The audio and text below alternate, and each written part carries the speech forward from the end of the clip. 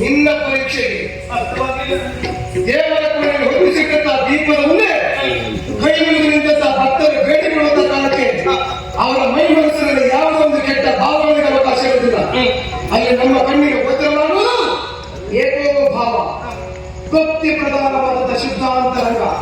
ಹೇಳಿದ ನೀನು ವಂಶಿ, ನಾನು ನಿನ್ನನ್ನು ಪ್ರೀತಿಸ್ತೇನೆ, ಪ್ರೇಮಿಸ್ತೇನೆ, ಮದುವೆ ಆಗ್ತೇನೆ ನೋಡೋಣ ನನ್ನ ಕುರಿತಂತಹ ಪ್ರೀತಿ ಪ್ರೇಮ ನಿನ್ನ ಹೃದಯದಲ್ಲಿ ಹೇಗಿದೆ ಅನ್ನೋದನ್ನ ಪರೀಕ್ಷೆ ಮಾಡಲೇಬೇಕು. ಅದಕ್ಕೆ ಬೇಕಾದ ಈಗ ಕಾಲ ದೇವರ ಪಡೆದ ತನ್ನ ದೀಪವನ್ನು ಮುಟ್ಟಿಸಿ ವಂಶಿ, ಏನು ಕಾಯಿನ ಮಾತ್ರ ಮನಸ್ಸು, ದೇಹ ಮನಸ್ಸು ಮಾತು ತ್ರಿಕರಣ ಶುದ್ಧತೆಯಿಂದ ನಾನು ಆರಾಧಿಸ್ತಾ ಇದ್ದೇನೆ. ದೇವರ ಕೋಣೆಯಲ್ಲಿರುವಂತೆ ಈ ಜ್ಯೋತಿಯನ್ನು ಮುಟ್ಟಿದ್ದೇವೆ.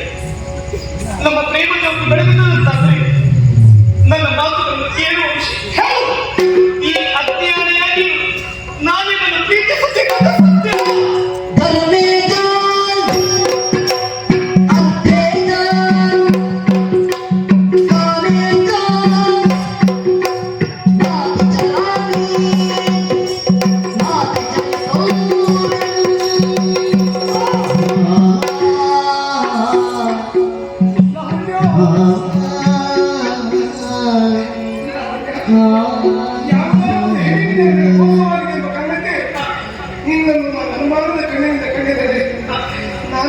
ಪರೀಕ್ಷೆಯಿಂದ ನಿನ್ನ ಕೈ ಸುತ್ತಿ ನಿಂತು ಹೋಗಿದೆ.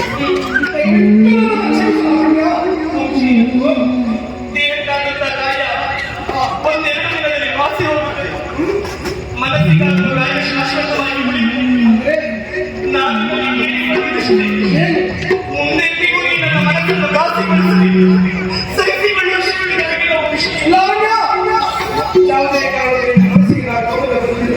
ಹೆಚ್ಚಾಗಿ